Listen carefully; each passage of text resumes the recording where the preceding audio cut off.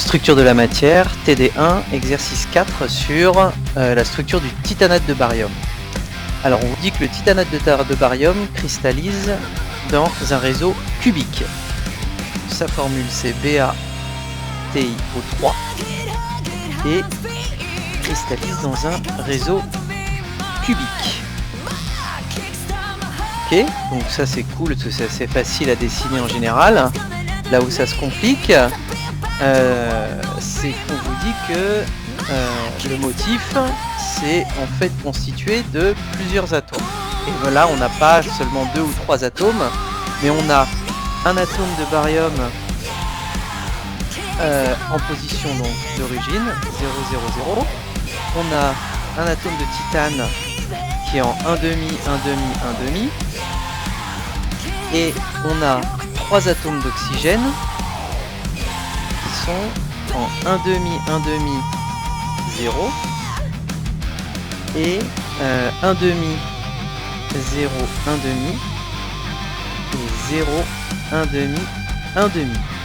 Ok, donc ça veut dire qu'on a un réseau cubique d'arêtes A et un motif avec 1, 2, 5 atomes. Et donc on va se limiter au dessin d'une seule maille, comme c'est demandé dans l'énoncé. Et on va représenter en 2 dimensions les atomes, les différents atomes qui sont présents dans les plans 1, 0, 0, 1, 1, 0, 2, 0, 0 et 1, 0, 1. Je vais faire une vidéo par plan où à chaque fois je redessinerai la structure de BaTiO3 pour que vous puissiez bien identifier les plans. D'accord, comme c'est le premier exercice qu'on fait comme ça, c'est important que vous arriviez à bien identifier les plans à l'intérieur de cette structure qui, en apparence simple parce que réseau cubique, est au final relativement complexe parce que motif a 5 atomes. Alors allons-y.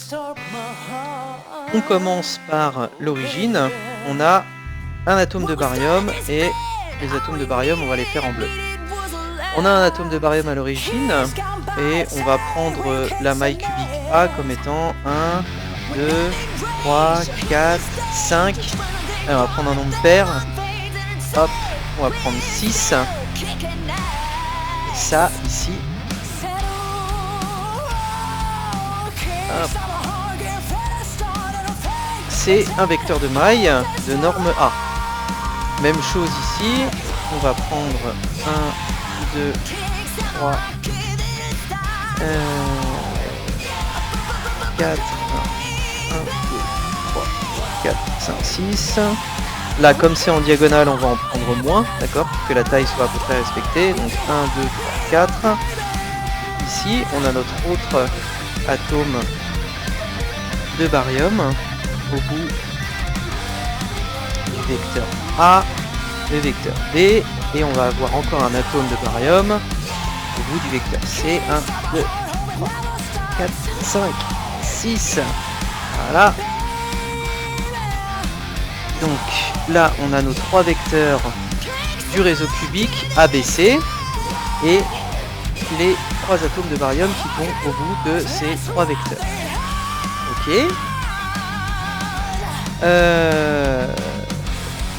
On va commencer, est-ce qu'on commence par faire les atomes du motif? Ouais, on va faire d'abord les atomes, on va faire quelques atomes du motif. D'abord l'atome de titane, et après les atomes d'oxygène, et après on complétera la maille avec les atomes de barium, parce qu'après ça va commencer à devenir un petit peu plein. D'accord? Rappelez-vous bien, lorsque on dit que l'atome de titane, il est situé en 1,5, 1,5, 1,5, c'est pas 1,5, 1,5 dans la base IJK, mais 1,5, 1,5, 1,5 dans la base ABC. D'accord? Donc, le titane, on va le représenter en vert. Et, ah ouais, alors je vois à la caméra que le vert, c'est pas nécessairement le meilleur contraste. Parce que le rose serait mieux. Eh ben ouais. Allez, hop. Donc on va pas le représenter en vert. On va le représenter en rose. Ok. Alors l'atome de titane, on dit qu'il est en 1,5 de A plus 1,5 de B. hop, hop, plus un demi de C. Alors, hop, on va faire des petits pointillés. Donc ici on est à 1 demi de A plus 1 demi de B. Et ensuite on monte sur 1 demi de C, c'est-à-dire 3 doubles carreaux. 1, 2, 3. Hop là. Voilà. Ici on a notre atome de titane. En rose. Heureusement que j'ai les fautes de mes filles. Est-ce que celui-là fonctionne mieux? Ouais, merveilleux.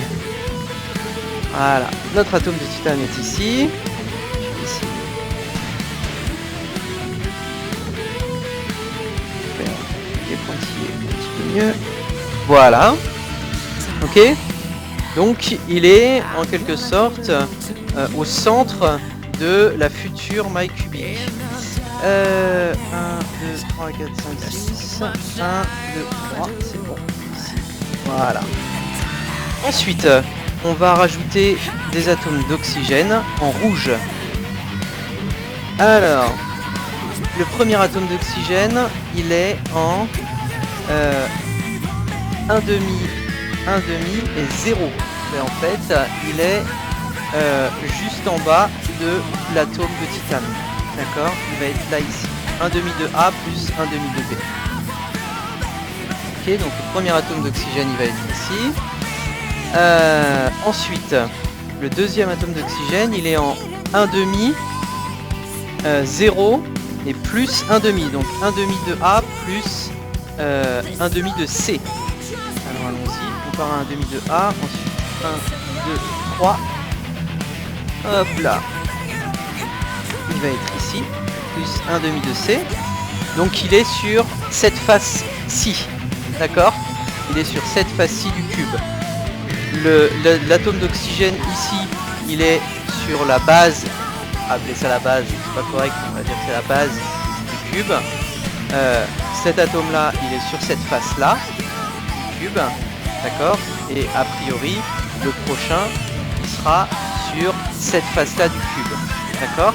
Donc le dernier atome d'oxygène, il est en 0, donc il n'y a pas de composante sur A. 1 demi de B plus 1 demi de C. 1, 2, 3. Hop là. Il est ici. Voilà. Ok, donc là, on a dessiné nos 3 vecteurs de base avec ici le motif. Donc le motif, il est représenté par l'atome de barium à l'origine, les 3 atomes d'oxygène qui sont sur chacune des 3 faces qu'on a représentées et l'atome de titane au centre de la maille. Ok, on va compléter maintenant la maille en complétant le cube. Ici, on a encore un atome de barium. Pareil ici, on ajoute le vecteur A et le vecteur B et on a encore un atome de barium. Ici, même chose. 2, 3, 4, 1, 2, 3, 4, 5, 6. Là, encore un atome de barium. Hop. Hop. Et il nous en manque un petit peu plus haut. Ici, on rajoute le vecteur B. 1, 2, 3, 4, 5, 6. Hop là. Et là, on a l'atome de barium encore une fois. Hop là. Voilà, donc là, ça commence à se complexifier un petit peu au niveau du dessin. On garde à l'esprit que les atomes d'oxygène en rouge sont bien sur les faces, que les atomes de barium sont au niveau des... c'est encore pas correct, mais on va se comprendre, des sommets du cube, d'accord, au bout des arêtes des cubes, et le titane est au centre de cette maille cubique. Alors on va pouvoir compléter un petit peu la maille en rajoutant des atomes d'oxygène. Donc on va compléter un petit peu les motifs, puisque en chaque atome de barium, ici, en fait, on va translater le motif. Ici, on translate tout ce motif de A Donc ça veut dire que cet atome ici, il va passer sur cette face-là. D'accord? Si je prends cet atome de baryum attaché avec ses 3 oxygènes et son titane, ce que j'ai fait quand j'ai dessiné cet atome de baryum, c'est qu'en fait j'ai pris tout ce motif-là, d'accord, constitué des 3 atomes d'oxygène et de l'atome de titane plus l'atome de baryum, et je l'ai translaté ici. Donc ça veut dire que j'ai tout ramené en fait avec lui. Et donc ça veut dire qu'il va falloir rajouter encore ici l'atome d'oxygène qui est sur cette face du cube.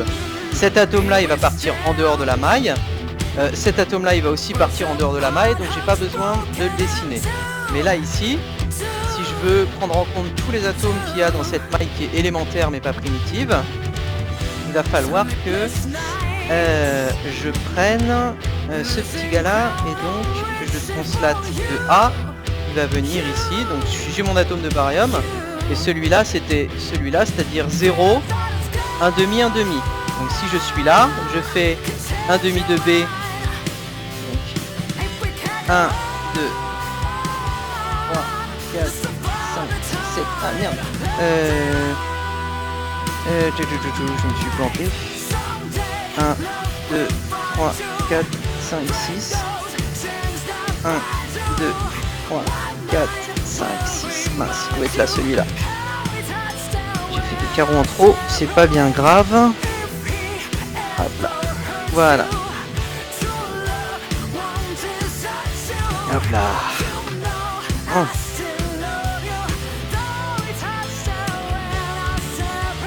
Non, ça devrait être bon. Ok. Alors, un demi de B. 1, 2, 3. Et un demi de C. 1, 2, 3. J'ai un atome d'oxygène qui va être ici. Alors faites bien attention, il est bien sur la face avant du cube, cet atome d'oxygène. D'accord? L'effet de perspective est pas nécessairement excellent, mais il n'est pas sur le vecteur A là. Il est bien sur la face avant du cube, au milieu de la face avant du cube. D'accord? Au centre de la face avant du cube. Ensuite, on va voir la même chose pour cet atome de baryum là. Cet atome de baryum là,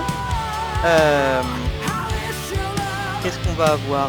On va avoir un atome qui va être ici et qui va être translaté là. Donc ici, si on prend par exemple cet atome de baryum ici, il va être attaché à cet atome d'oxygène là, c'est-à-dire 1 demi de A plus 1 demi de C. Donc allons-y. Si je pars de cet atome de baryum et que je fais 1, 2, 1 demi de A et 1 demi de C, 1, 2, 3. Hop. Là, j'ai encore un atome d'oxygène qui est au centre de cette face-là du cube. D'accord?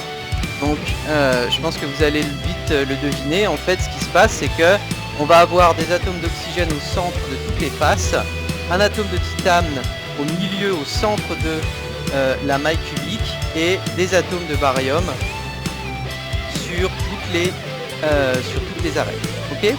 Donc ici, si je pars de cet atome de baryum là, je peux faire pareil, 1 demi de A ici plus 1 demi de B, donc ce sera cet atome d'oxygène là qui va être ici, hop, au milieu de cette face.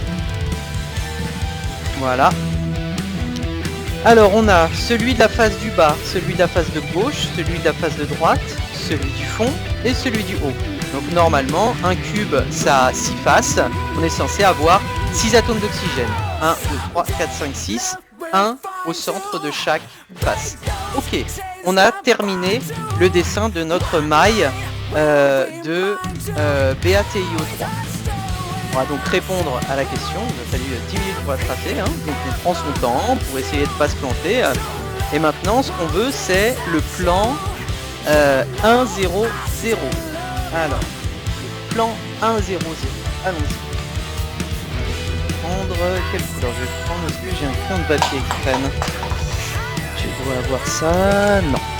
J'ai un stylo rouge, peut-être que ça ira, ou un stylo noir. Je vais voir. Stylo noir, je pense que ce serait peut-être mieux un stylo bleu. Alors, 1, 0, 0, le plan 1, 0, 0. Qu'est-ce que ça veut dire le plan 1, 0, 0? Ça veut dire, n'oubliez pas, hein, c'est en HKL. Ça veut dire qu'on coupe les axes A, B et C en 1 fois A, 0 fois B et 0 fois C. Ça veut dire quoi? Ça veut dire que on va être sur 1 fois A, mais on ne va jamais couper l'axe B et on ne va jamais couper l'axe C. Donc on doit avoir un plan qui est ici et qui ne passe jamais par B ni par C. Donc en fait ça va être par exemple cette face-là. Hop, la face avant du cercle ici, ça, du cercle, la face avant du cube, la face avant du cube ici, hop, ça je viens de dessiner, c'est le plan 1, 0, 0. Et qu'est-ce qu'il y a à l'intérieur de ce plan? Bah, à l'intérieur de ce plan, on a les 4 atomes de barium. 1, 2, 3, 4, 5,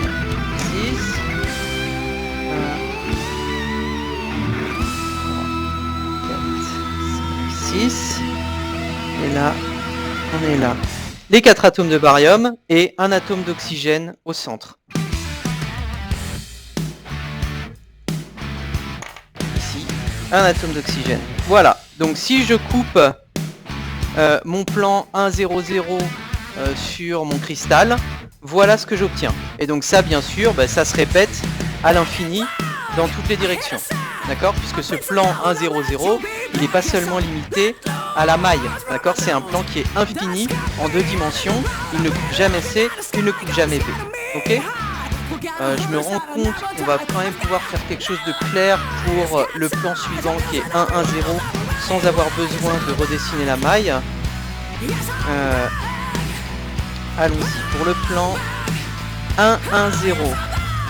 Alors le plan 1, 1, 0. Qu'est-ce que ça veut dire un plan HKL 1, 1, 0? Je coupe l'axe A en 1, je coupe l'axe B en 1, mais je ne coupe jamais l'axe C. Donc ça c'est le plan qui va en fait couper le cube en 2 parties égales. D'accord? On coupe A en 1, on coupe B en 1, et on coupe jamais C. Donc peut-être le faire d'une autre couleur, en rouge. C'est en fait ça. Ce plan là, là, ici, là, ça. Alors, et qu'est-ce qui contient comme atome ce plan ici 1, 1, 0? Ça c'est le plan 1, 1, 0. Le plan 1, 1, 0, il va contenir 4 atomes de barium. Alors je vais pas respecter l'échelle là parce que c'est vraiment très éloigné. On a 4 atomes de barium. Ok, donc 1, 2, 3, 4. 4 atomes de barium. Alors en revanche il faut que je respecte les proportionnalités. Ça va pas. C'est pas un carré, c'est un rectangle. D'accord? Hop là. Donc on va avoir ça, ça, ça. On va avoir en haut un atome d'oxygène et en bas un atome d'oxygène qui va être strictement au milieu entre les 2 atomes de barium. Et on va bien entendu, puisqu'on coupe le cube en 2 parties identiques, on va avoir l'atome de barium aussi, l'atome de titane qui est au centre du cube. Ici. Ah, et je vois que là vous ne voyez pas ce que je dessine. Ici. D'accord, ça on s'en fiche, ça c'est une erreur ici. Hop là, ça on s'en occupe pas, c'est ça qui compte, là. Donc on a bien aux 4 coins nos 4 atomes de barium, 1, 2, 3, 4. On a nos 2 atomes d'oxygène qui sont au milieu de la droite du segment qui relie les 2 atomes de barium. Et au milieu, au centre de ce plan, on a l'atome de titane. Le plan 2, 0, 0. Est-ce que le plan 2, 0, 0, je peux le dessiner sans que ce soit trop dégoûtant? Allez, on va le faire et on va le faire en vert. Ça devrait passer, je pense. Alors, le plan 2-0-0. Le plan 2-0-0. Qu'est-ce que c'est qu'un plan 2-0-0? Alors, le plan 2-0-0, c'est un plan qui coupe A en 1,5 et qui ne coupe jamais B et jamais C. Bon, bah, je coupe A en 1,5, là, et je ne coupe jamais B et jamais C. Bon, bah, très bien, allons-y, on le top. Donc, on va avoir ça, ça, ça et ça. Alors, qu'est-ce qu'on a comme atome dans ce plan ici? Ça, c'est le plan 2-0-0. Qu'est-ce qu'on a dans ce plan 2-0-0? Eh bien, on va avoir ici 4 atomes d'oxygène qui sont disposés là ici comme un losange, d'accord? Et on va avoir l'atome de titane au centre de ce plan, puisqu'en fait, le plan 2-0-0 coupe le cube en 2 parties égales. Donc on va avoir dans le plan 2-0-0 atome d'oxygène, atome d'oxygène, atome d'oxygène, atome d'oxygène, et au milieu l'atome de titane. Ok. Alors, est-ce que le plan 1-0-1, ouais là, moi, ça va être un peu abusé, 1-0-1. Je vais quand même essayer de le dessiner, et si jamais c'est trop le bordel, je referai une vidéo pour 1-0-1. Alors, plan 1-0-1, bon, de toute façon, faut que je tourne la page. Allez, on fait une vidéo juste pour 1-0-1.